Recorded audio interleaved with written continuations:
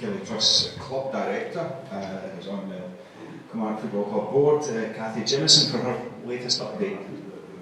Thanks very much for that introduction, and another big thanks from me to Tommy. I think you've heard this evening just how passionate Tommy is already about Kilmarnock Football Club and understands and gets what the club means, not just to those of us who support the club, but actually to the whole community, and that's been great, and it's been a breath of fresh air having Tommy in and getting that understanding and really wanting to work with the board.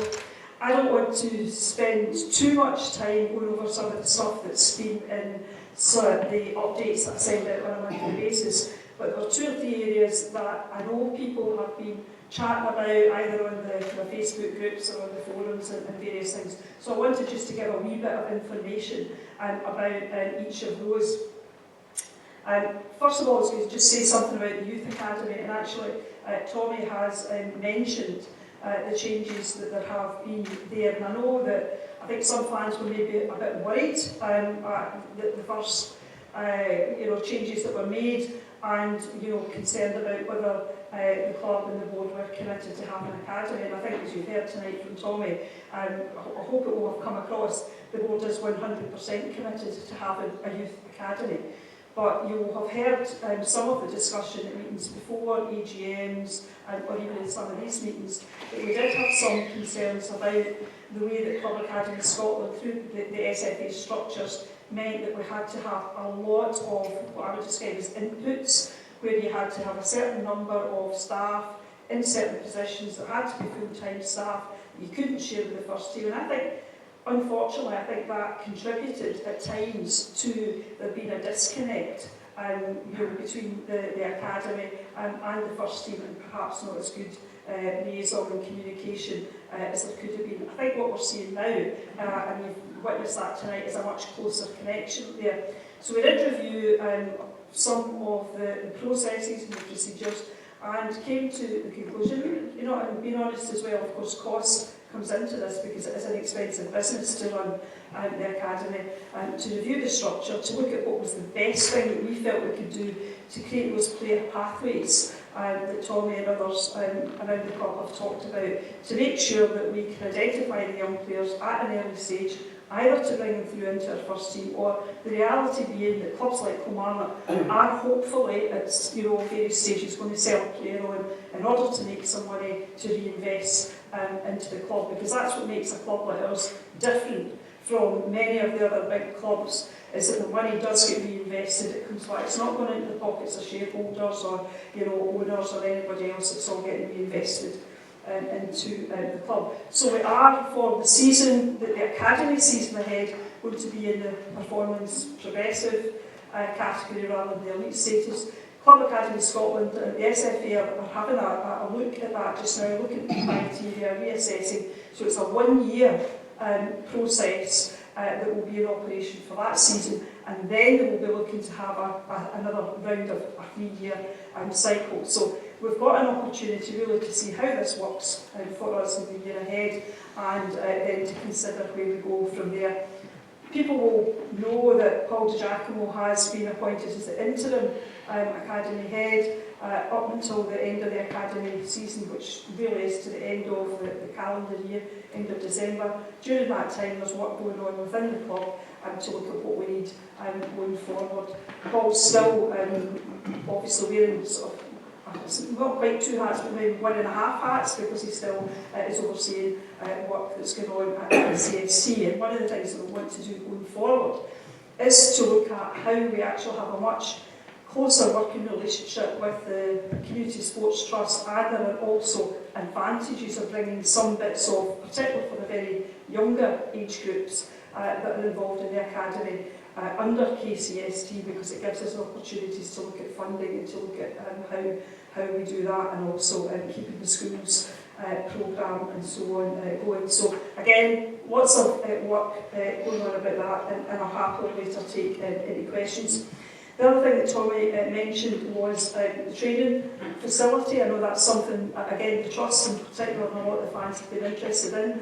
There have been discussions with East Ayrshire Council, who are very keen to try and help, you know, in terms of sites and in terms of what they can do to support that. So again, I don't have definitive sites, locations or anything I can talk about other than to again give some reassurance that that is something that the club is looking at and wants to take forward. And you know, please be assured that as soon as we have something, we're obviously going to be coming with the trust, because it will be an expensive business and we'll be looking to find different ways of raising money to support that. And on the kind of finance side, the commercial side is doing very well, so thanks to everybody who's been in buying the strips and the tops and all the things out of the shop. I know that a number of people have asked about the shirt that is going to be provided to the loyalty season ticket holders. When we did the original deal around that, the plan was that those would be available in September and would be posted out direct to people. Unfortunately, there's been a number of supply and transportation issues around that, and indeed around some other stuff that the club is waiting to have into supplies in the shop, and also in terms of kit and so on, which are out with our control. So that has been delayed. The concerns about getting stuff into the country in terms of, you know, through the ports and so on, has been such an issue for us that actually we have approached Alan Brown, the local MP, to raise some issues in Parliament around this. We know that this just doesn't affect us, but there are a number of container ships and various other things sitting off coasts at the moment, and the processing of getting them in to the country has been difficult and has been tricky. I know that's not the news that people would want to hear from me, but we will keep you posted, and as soon as we have any more information on timescales, then we'll let people know that. Other things that folk have asked about around the plans for the museum, which you know that the shop moved into what was the old Killie club space, but we wanted to have a kind of small exhibition museum area, and hoping to have that done by the end of November, beginning of December. Some of the exhibits that were up in, if people remember the 150th anniversary exhibition up at Hampden, again because of COVID and everything else, a lot of that stuff hadn't been returned to the club, so we will be getting that back. Some of it will go into that location, and the plan is to have a sort of area in there that on match days would be a kind of hospitality area, more aimed at families, so that, you know, if you had kids and you wanted to bring them along, they could go in there, see all the stuff, have a bite to eat, and without it costing the earth to be able to do that. So that is still on the go. The other issue that people have specifically been asking about is what's happening in relation to the work at the back of the Muffet stand. So just again to give a bit of an update, you have seen the kind of two-storey cabin, prefabricated buildings that have been put in there, and there's been work done in those to create an area for the players. Up until now, again because of COVID, they've been using the Champions Lounge, and then they had to move into this area during the day for meals and so on. And obviously, you know, the club's got to make some commercial income, so the restrictions being lifted, the plan is to reopen this as a facility that people can hire out, and can as well as be used on match days, and there will be a facility for the players in that. The cabins at the top of the Muffet stand, there will be further work done in those, and I suppose it is, in this I'm asking for people's patience a bit, because I know that some people, you know, maybe being concerned that nothing was happening, or they're just going to be left the way they are, or whatever.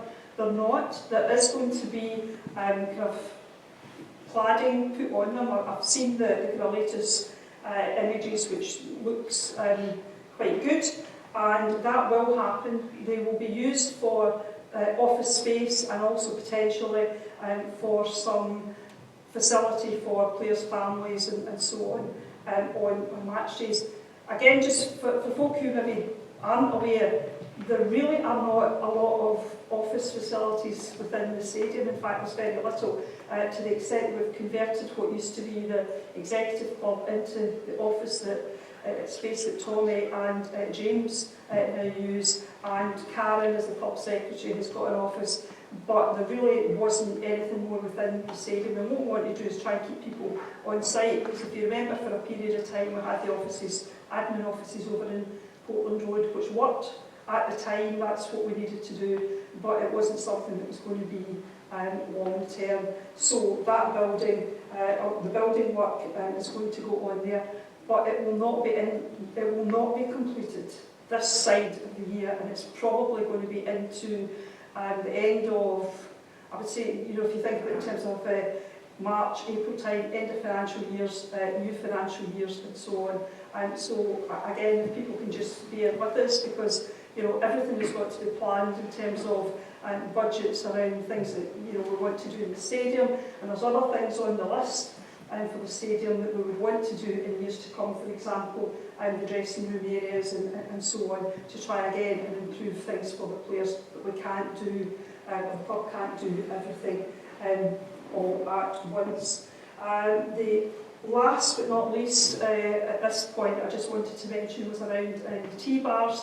I know there was, again, a bit of concern. I know that there had been an issue with the Queen's Park game when there wasn't quite enough pies. I think that's the second time that's probably happened before we stand. Never a good thing. I don't eat them, as everybody knows I'm a vegan, so I have the vegan pies.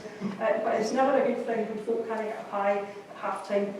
The way that basically works, or has been working, is so that we don't have a lot of wastage, because we don't make huge amounts of money off the tea bars, so we don't want to be wasting stuff, is that looking at the number of tickets that are sold for matches like that gave an indication of, you know, what the likely crowd would be and how much stuff to order. On that occasion, it wasn't right, and hopefully that will not be happening again. So the folk who didn't get a pie on that day or didn't get anything, I'm really sorry about that. The commercial team know what the issue was, and they will try and sort that for the future. So that is really the kind of list of things that people have been contacting me about behind the scenes since I put out my last report. I hope that gives a bit of an update, and I'm very happy to take any questions. And as always, if I don't know the answer, I will find out and get back to you. Any questions for Cathy? I just heard the wee whisper tonight that the tickets for the away game at here go on sale tomorrow morning. Are the club taking the allocation, or is that free for all in the Ayr United website? Yeah, there's a wee whisper was out on Twitter and out on Facebook, so it is the case. Neil, who's been doing our media stuff this week, put the stuff out. We're not in control of the ticket allocation for away matches, so it is being done through, I never like to even use the name in this room, it's down to them to sell the tickets, I'm afraid, so we don't have any control over that. And I know that again might be a bit frustrating for people, but I can say that that allocation of 3,000 was probably not the number that the planning with them started at. So I think we're probably getting a reasonably good number compared to what we might have got.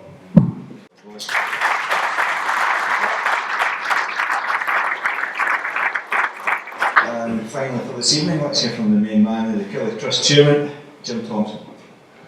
Thanks, John. This is probably part of the proceedings where every streamers decide to switch off, but hopefully not, because as far as I'm concerned, supporters are a massive part of our football club. Massive part of every football club, and obviously COVID kind of highlighted that. Our performance in the last season, I genuinely believe slumped because we weren't there to give them the backing. I just want to give you an insight to things that are happening in the trust world. Basically, the membership is still on the rise, but we're about to invest a wee bit of money on a system which is going to professionalise all the stuff that we do database-wise, and we'll be asking you to fill in your own details on this in the next week or so. It's going to open up kind of new avenues for us. We've seen new faces come onto the Trust board who are going to give their expertise, not only for the Trust but for the football club. We've got Martin Boyle who's looking at long-term, short-term, medium-term strategies for the Trust. We've got Cathy coming in, great experience in PR and events and stuff like that. So we'll be utilising her for events, and the club are also tapping into her expertise for events going forward. Gordon Jones has come onto the board and is helping us with his IT skills, which is massively important. The bottom line is, we have just now about 1,150 members with a whole host of skills out there, which we are determined to tap into for the benefit not only of the Trust, but the football club as well. It's all about bringing new faces in, not only new faces to the board, but new faces in to help Killie Football Club in a whole host of different varieties. We were given the opportunity to look after the mascots and the ball persons, so we'll get volunteers when we get the nod from the club to do that, which is a great feather in our cap, I have to say. Since we managed to get Cathy on the board, I would say that we've developed a reputation and a trust with the football club for being able to deliver a lot of things, and it's been a hard road. We know where we've all come from with previous regimes, but certainly we've moved on significantly since then. Just to let you know, other things that are going on, no reflection of last year's performance, but one of the new faces that come on the board with his passion is goalkeeping. As you know, Killie have got a long history of fantastic goalkeepers over the years, now way back to Sandy McLaughlin, Ali Hunter, Jim Stewart, the list goes on right up to Cammy Bell, etc.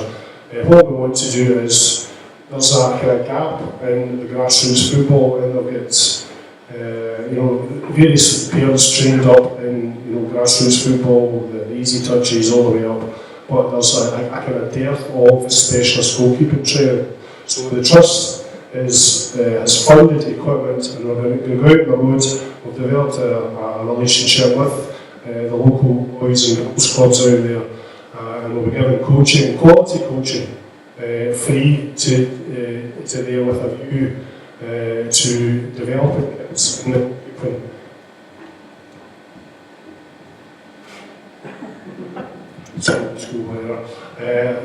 Developing goalkeepers as well. Stuart Gilmer, one of the Trust directors, has taken the lead in this and has been through all these SFA coaching badges, and even going to the extent of doing the talent ID badge as well. So there will be a benefit for the football club going forward with that. So that's two things that are happening. Trust in Killie is, Cathy and I have meetings all the time. I see what Billy and Phyllis put into this football club financially. I'm so proud of the 500 or so people that contribute to our Trust in Killie monthly fundraising. We're at the stage now, I think we've almost generated about £360,000 since May 2017, which is absolutely fantastic. Obviously we paid to get Cathy on the board, which has opened a whole host of different doors. We've got safe standing areas. The first club in Europe to ever have a safe standing area in the family section, which we hope to build on, building the fan zone when we're allowed to do that. We're looking at a wheelchair platform that's going there, although I believe the costs maybe have escalated a wee bit since we first kind of looked at that. So we're always looking at projects for the benefit of both the club and the supporters to channel money into that. We'll be looking at various other things. We're working with the disabled supporters as well to look at match commentary for the visually impaired. Me and Peter all bought some equipment which might be outdated. We're getting that tested and hope to upgrade that because it's vitally important that we fill the seats in rugby park with as many people as we can and get people who maybe couldn't normally come to Rugby Park and make sure that we provide the facilities and the access for them. So that's another thing that we're going to be looking at. Volunteers, a massive part of the football club as well. It started off as a small project just with the stadium tidying up at various times, just removing stickers, cleaning stuff like that, and we're now building on that.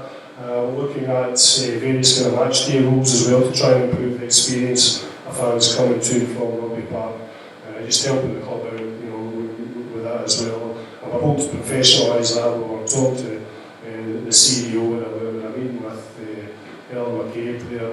We're hoping to, over a period of time, get an award from them. Volunteer friendly award. And we're hoping to be the first club in Scotland to achieve that. One of the tech projects that we're absolutely passionate about, we've talked about it, is the academy. James Furlong, during his interview when Jackal was getting introduced as the interim coach, said that there's potentially a dearth of £250,000 because we're relegated, etc., and moving down a status. We are absolutely, the Trust, we are absolutely committed to do what we can for the Youth Academy. We are the partners again this year. We'll be forwarding money to the club for the start of the new season. It's a massively important part of the club. We might not generate players, it's only a small percentage that might eventually get to wear the blue and white. But what we're doing is, it's a massive community programme out there. If we're not developing players, we're developing fans for the future, which is helping the club become sustainable as well over the long term. We need to get young people back into Rugby Park here, fill the family stadium, and that brings me on to the next thing. The Trust are currently looking at, well, we're not currently looking at it, we'll move beyond that. We will be launching a junior membership within the next month or so, and I'm delighted that Trust members have stepped up to the mark to form part of a committee. So if you get kids out there, please get them to join the Trust membership. Every single penny that's brought in for membership will be plowed back into kids. We hope to have a family-friendly bus to away games, all the usual stuff involving Christmas parties, birthday cards, and we're open to any sort of suggestions, as far as making kids out there love our football club the way that obviously we've been brainwashed over the years. So it's vitally important that we kind of get kids involved with the football club going forward. And one way that we see of doing that is to create a junior membership.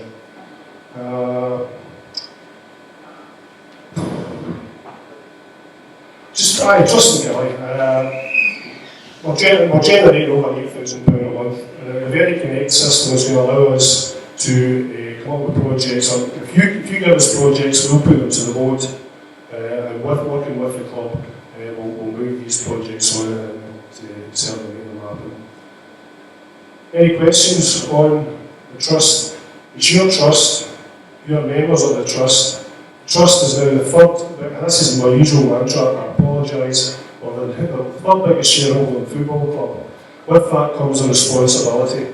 It's all very well going into fans forums and moaning about the football clubs, but we've got a responsibility to turn the football club around, to work with all departments of the football club to make things better. You guys have got the expertise. We're all members of this football club, so it's just a case of it. It's no joke. Together with Jamie, we are stronger, and we need to build on what we've achieved so far. We've got a long road to go. Hopefully, when the Very Connect system gets up and running, I would urge you to put all your details on it. You can refresh your email addresses and stuff like that as well. Once that's up and running, we will have a membership campaign as well. Again, we'll put the onus on you guys, see if you can sign up a friend. So we've got 150 members just now. The goal is, why should every single Kilmarnock Football Club supporter not be a member of the Trust? We're a third of the board, we've got a voice in the board.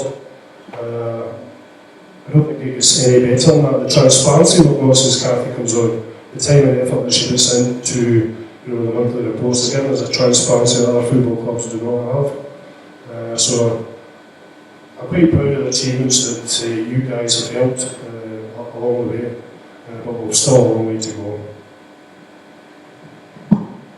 Okay, thanks, Jim.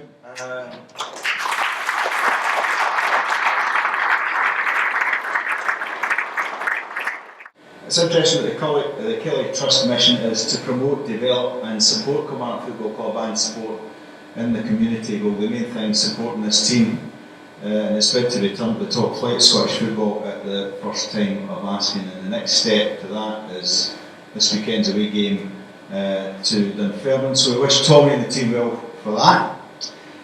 Finally, my thanks to Jim, to Cathy and of course to Tommy for taking the time to speak so openly to the Killie support this evening. It's well appreciated when the manager comes along and tells you exactly how it is. You don't get any nonsense from Tommy Wright. Thanks to you, the Trust members, for coming, and to the staff of Kilmarnock Football Club for facilitating this event. As one Killie great, Ross Matthew, always says to me every time we meet, he says before he heads off, he always parts with the same phrase: remember, John, there's only one team in Ayrshire. So I'll leave you with that thought as you head home tonight. Safe journey home.